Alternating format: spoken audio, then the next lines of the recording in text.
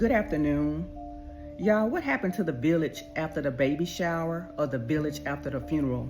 Sure, we got a lot of gifts after the baby shower and gifts are nice, but it takes a village to raise a child, just like it takes nurses, doctors, or someone at home to help you give birth to that child, someone to see to us and somebody to see to that child. Why after we give birth and leave the hospital, we don't have help? Some may say, well, you should have been married before you have children, but that's not the society we live in right now. And we shouldn't use that as an excuse not to lend a hand to a mother that's probably suffering through postpartum depression, sleepless nights, just need a hand. But we won't go out and give them a hand, but we'll show up at the baby shower and bring gifts. Well, these mothers need more than just gifts at the baby shower. Some of these mothers are working mothers and they have to go back to work in 6 to 8 weeks.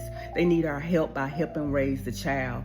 When we wonder why children are acting the way that they're acting nowadays, because the mother don't have time to raise them right, or the father don't have time to raise them right because they have to go to work to put food on the table. They have to have money to pay the bills. So instead of talking about these people or seeing these women that's struggling, why don't some of these men or women offer to help take her groceries upstairs?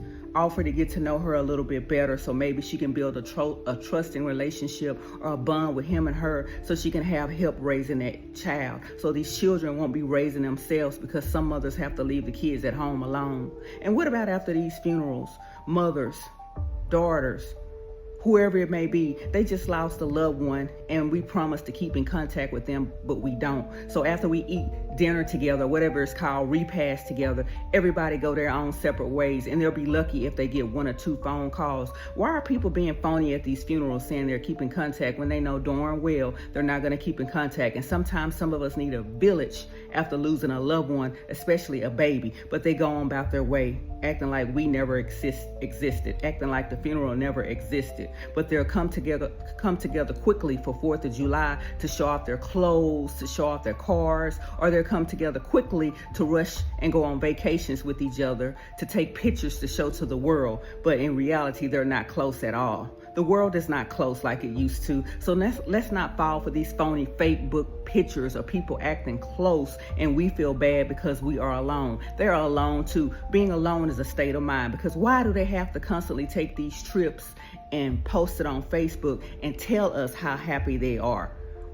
Are they really happy because they're telling us they're happy and they're having a good time? Are you really happy and having a good time? Or are you suffering like the majority of us in the world that see that there's no peace out here and see that we need a village to come together and produce love and light in the world and not hate? I'm so sick of the phoniness and I'm so sick of the lies people spew.